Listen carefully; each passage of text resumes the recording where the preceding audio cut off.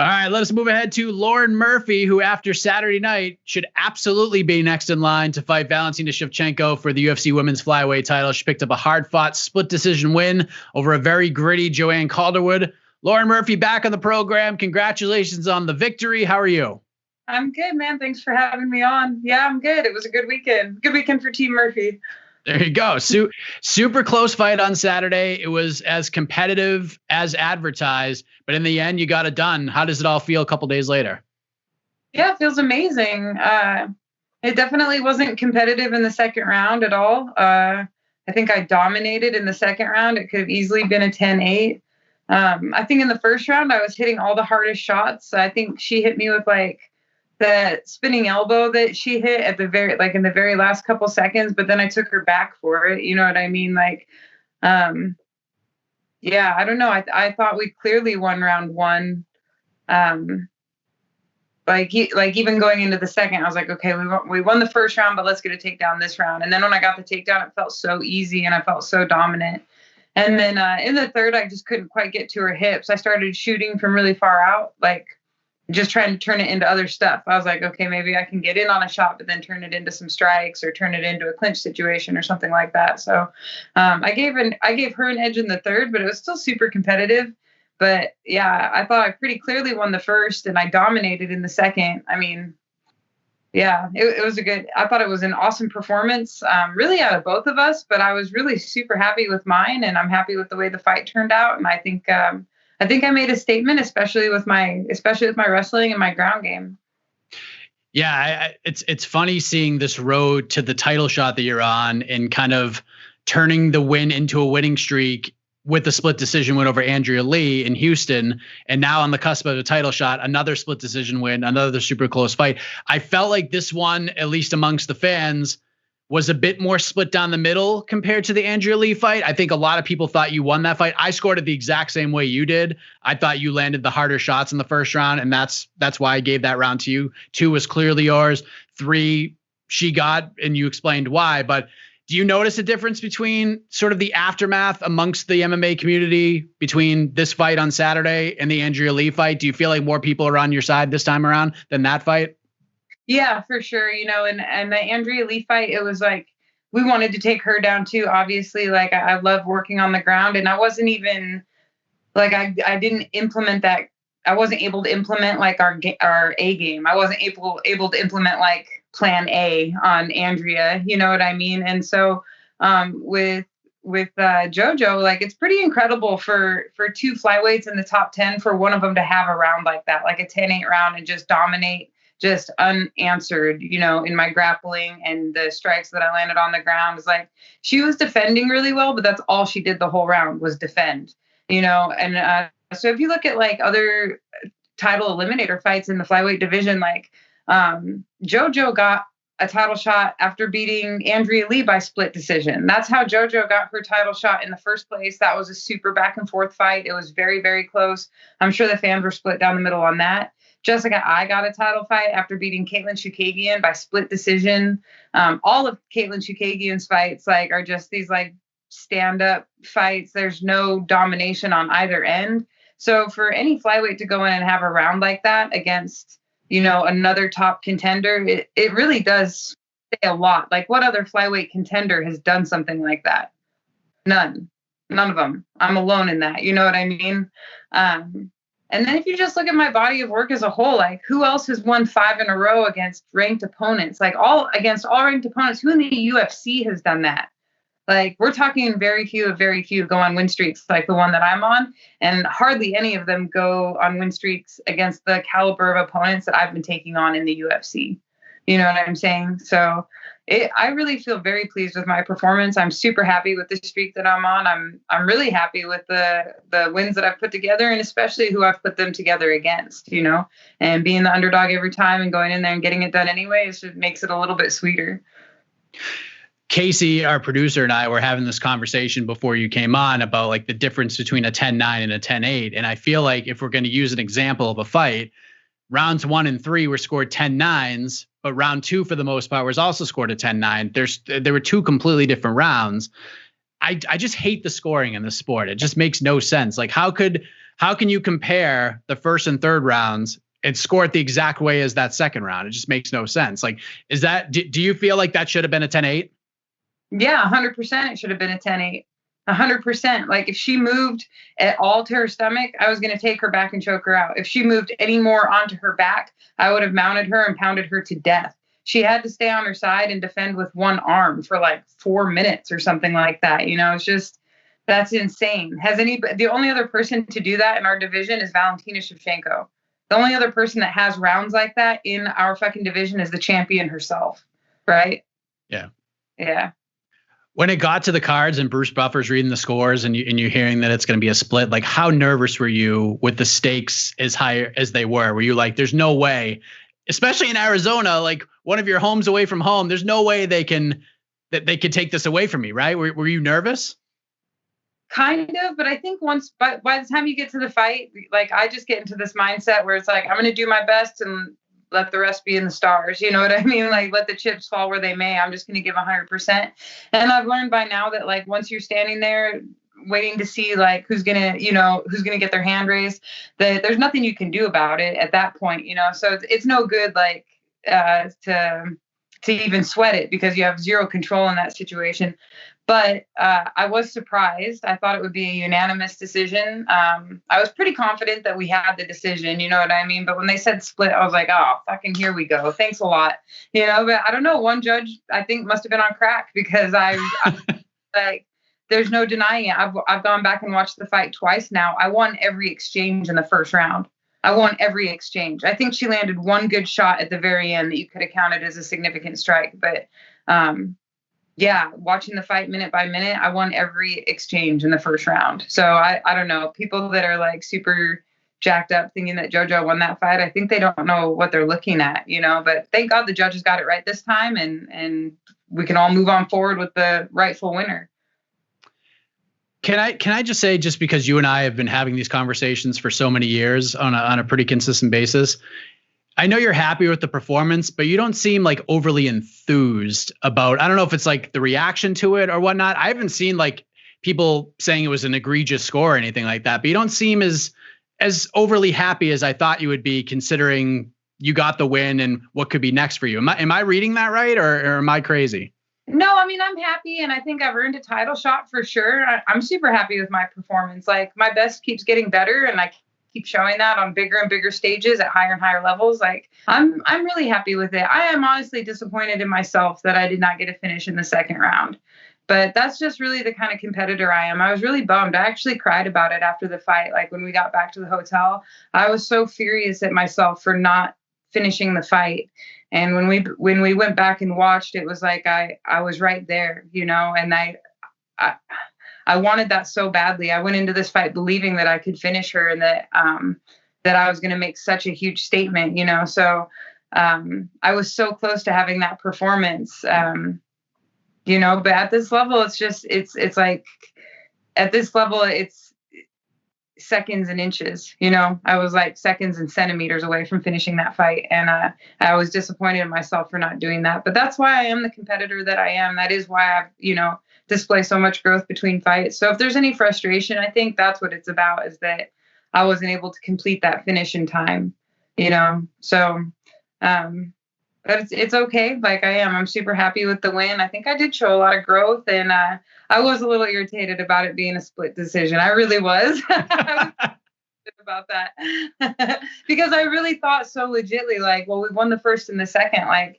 yeah, I thought my stand-up has improved so much. I threw higher volume than I've ever thrown in any fight. You know, I was excited to show all of that off, and I guess for it not to be recognized by the judges, I was pretty pissed. Now it's behind you. I'm just kind of going back one more time on the scoring. I know open scoring has been kind of a hot topic over the last couple of years. Like, if you watch any of the Invicta cards, we see it. Are you like a proponent of open scoring? Do you think we should introduce that in the UFC? Is that something that even enters your mind at all? I don't know. Sometimes it's kind of exciting, isn't it? When you're standing there and you don't know who won. That's true. Like, sometimes that's actually a pretty cool feeling. Like when they hear your name, when I heard him say the word lucky, you just like flooded with so much relief and gratitude, you know?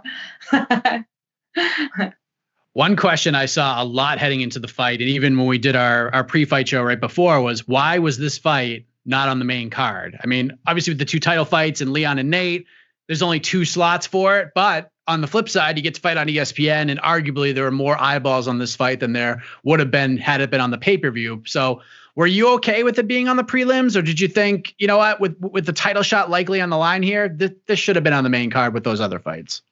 No, I think it was good. Actually, I enjoy fighting earlier in the night because it's like then you get done, you can watch the rest of the fights, you get to just relax. Like it was actually really at a perfect time. It's not so late that you might be tired. Like I don't know. I really enjoyed it. And then you're out of the arena in time to like go eat and celebrate and have a good rest of the night rather than getting done at like 2 a.m, everything's closed. You go back to the hotel and order some like 24-hour pizza or something. So we all went out after the fight and got cheeseburgers, and like my friends all brought me cookies and ice cream, and yeah, we really celebrated afterwards. So I was happy to fight earlier in the night, and plus like it was cool because a lot of my friends in Phoenix got to go. And so I felt like there was a lot of love from the crowd for me too. So that was cool. But yeah, I wasn't really, I don't know. I hope we showed them that we belong on the main card. It was a fucking awesome fight. You know, it was a badass fight. And I thought Joanne and I both showed that we really wanted it. Like that was like the best JoJo I think we've ever seen. I don't know if you agree with that, but I feel like she moved better than she ever has. She committed to her strikes more than she ever has. Her cardio was better than I've ever seen it. So I felt like I beat the best Joanne Calderwood there was that night. So let us talk about what should be next for you, that title shot, because I remember our last conversation and you said something that really stuck with me. You said, in essence, I'm not going to get on the rooftop and scream for title shots. The shot will come when it comes. I want to enter a title fight knowing that I've done everything I can to earn it. And it sounds to me like you feel like you've crossed over to that threshold. So unequivocally, beyond a shadow of a doubt, you feel that you are next for Valentina Shevchenko. You are next for that title shot. There should be nothing else standing in your way. 100% I've earned the title shot. Who can deny that? Nobody. Yeah, nobody in the division has anything even close to the same resume that I have. Nobody in that division has 5 straight wins over all ranked opponents. None of my opponents have been a gimme. It's either been people in the top 10 or one short notice fight that was, totally out of my control. But it was a short notice fighter. She was tough. She was champion of another promotion, and I took her on a week's notice. I've never been finished. I've never even been close to getting finished. Every loss that I have is to either a former champion or a UFC title contender. Like the losses that I have are so fucking close. It's ridiculous. Like I could easily be 17-2 right now, 18-1, something like that. I could be like 9-1 in the UFC or 10-1. I don't even know what my record is right now, but it's something close to those numbers, like nobody else has even anywhere near the resume that I have. Nobody's ever even discussed a 10-8 round when I'm fighting. Like nobody's ever done that to me. You know what I mean? For me to go in and do it to these other girls, it's incredible. Especially considering I never even had a background in athletics before I started this sport. So I think when you take my whole story together, it's like, it's crazy what I've done in this division. The resume that I've built up around myself over time is absolutely fucking incredible. And I'm excited to take all of that together and go put it on the line for the championship. I feel I've earned it. I know I deserve it. I know when we last spoke, you felt like the only roadblock that could have prevented this with the win over Joanne was if Viviane Araújo beat Caitlin Chukagian, which she did not. So that opened the door even more. I know Tatiana Suarez is getting ready to make her return. She's going to move up to 125. I think it would be kind of outrageous if she gets a win over somebody and then gets a title shot right after. But did you or your manager or anyone in your team have a conversation with the UFC and they said to you, good fight, you won, now you're fighting for the belt next? We haven't talked to anybody yet. No. But my manager was super, super happy with the way the weekend went down. He was nothing but smiles. He was there in person. And so it is the belt for us next. Tatiana Suarez can come up to 125. Let her win 5 in a row. And then she can get a shot at the belt. Let her fight the people that I've fought and come out with the victories that I've come out with, and see how that goes. Nobody has put together the resume that I've put together. Nobody has the win streak. Nobody has the toughness and the heart that I've displayed in all of my fights. Like, really, I've never been shut down. I've never been rocked. I've never even been close to being finished. Nobody's ever whooped my ass. Like, I think people are just, I don't know why people tend to overlook that, but I'm a fucking tank. You know what I mean? Like, nobody's hurting me out there. And we're talking, I've been fighting the best of the best, and I'm coming out with victories over these girls. You know, I'm getting my hand raised consistently every time over them. I almost finished JoJo Calderwood on Saturday. Can Caitlin Chukagian fucking say that? No. I watched their fight back, and I watched it on mute, by the way, which really helps a lot. I thought JoJo won that fight. I thought JoJo beat her. You know, I watched Jessica Eye and JoJo Calderwood fight. Jessica Eye couldn't even take her down. Jessica Eye didn't have no fucking 10-8 round like I did. Are you out of your minds? What are you people watching? What has Jennifer Maia done?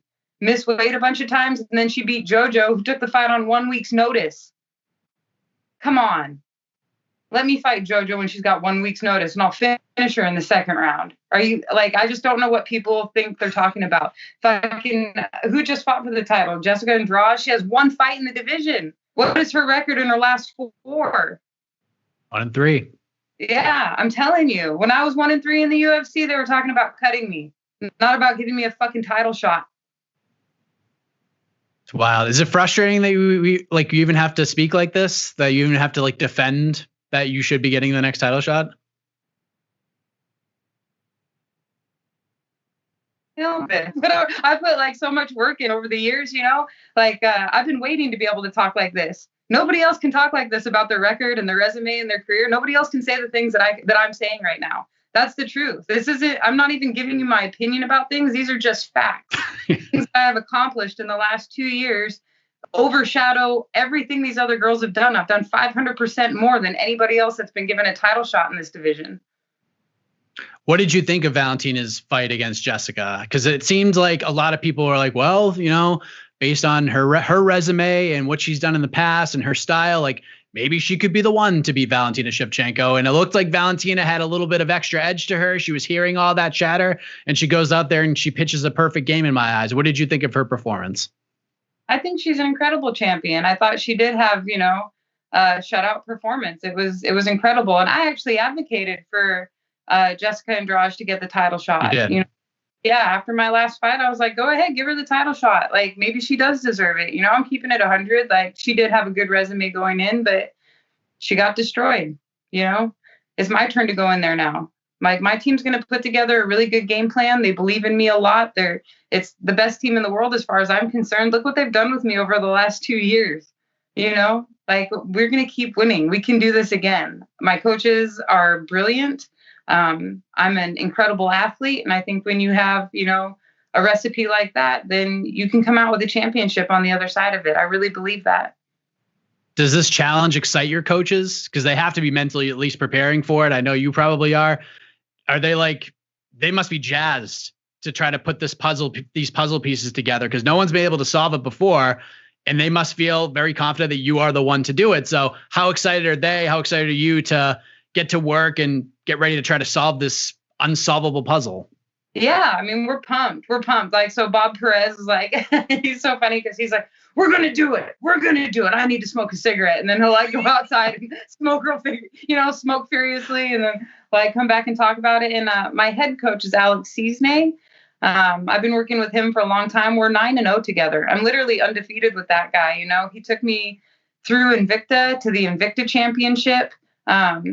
He started working with me again when I fought Mara Barella, and now he's taken me all the way to the UFC championship. You know, that guy's brilliant. He has 5 fucking black belts. Count them, 5 black belts in both grappling and striking arts. He's a Sanda master. Sanda's like the Chinese martial art. You know, it's striking and takedowns. Weili Zhang is a Sanda martial artist. Muslim Salikov is a Sanda martial artist. In fact, my coach competed with Muslim in a Sanda tournament in China at the World Championships. So I really do believe in my coaches, and they believe in me. And I think we can find holes in Valentina's game, and I think I'm strong enough to exploit them. I think I'm tough enough to get to where I need to go with her.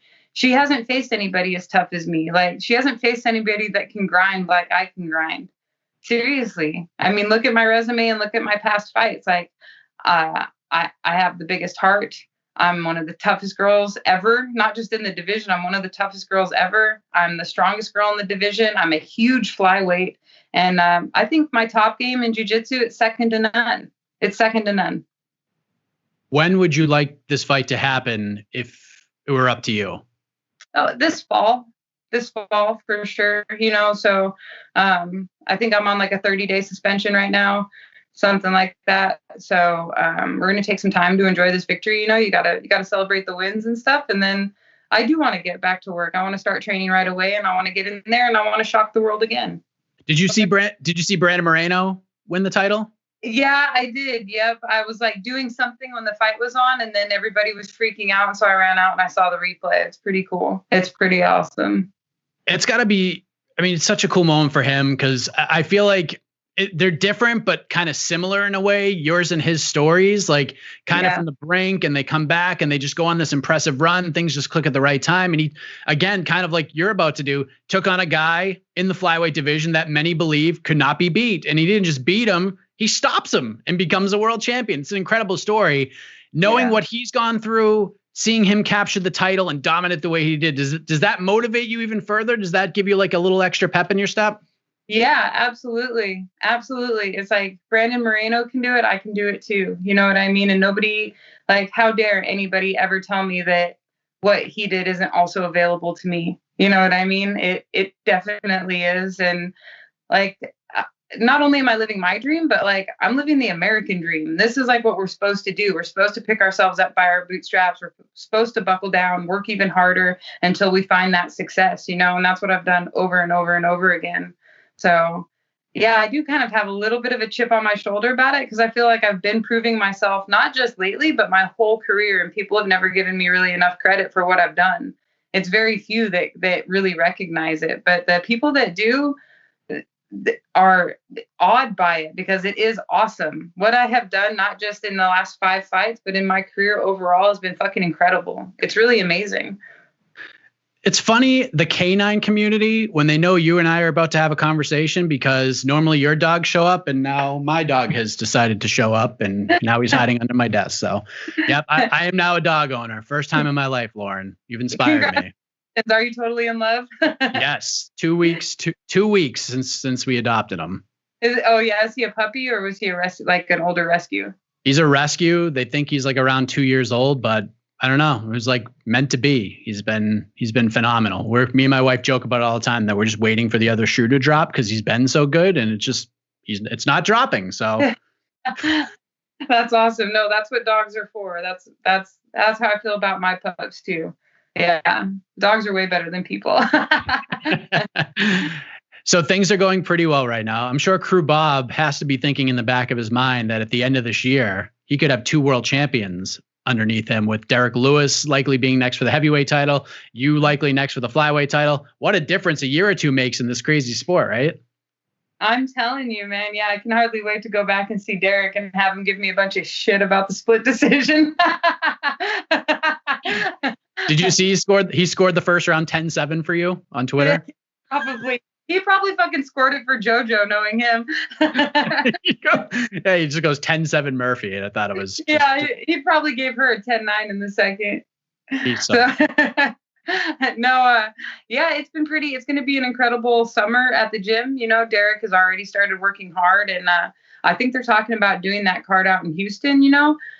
So that, I mean, if Derek were to win that fight in Houston, I'm pretty sure they would make him the mayor, the president. They would give him keys to the city. Like, they would have parades in his honor probably for a long time. So I hope it does all come together for him, man. But yeah, Bob is an incredible coach. He's one of the best striking coaches in the world. And like, just look what he's done with me in the last 2 years. Go back and watch that fight with Mara Barella and look at my stance and the way that I was throwing one shot at a time. And, this weekend I was able to compete on the feet with a woman that has been doing Muay Thai since she was a child. You know what I mean? She's been an athlete for a long time. She's been striking for a long, long time. So for somebody to take me from where I was to take me to where I'm at now and doing the things that I'm doing now, it's incredible. Well, Lauren, congratulations on the win. Your resume, like you said, and clearly pointed out, there's the dog. There. Yeah, she just woke Margie. up. There she is. It's never an interview without her. She's arrived. I know. She anywhere. She won't let me go anywhere without her. Well, I think Margie would agree with everything you said. Your resume certainly speaks for itself. That next title shot should and probably will be yours. And we wish you all the best in getting that fight with Valentina Shevchenko. Tell the other pooch we said hello. And thank you again for the time, Lauren. Congrats again. I will. Thanks a lot, Mike.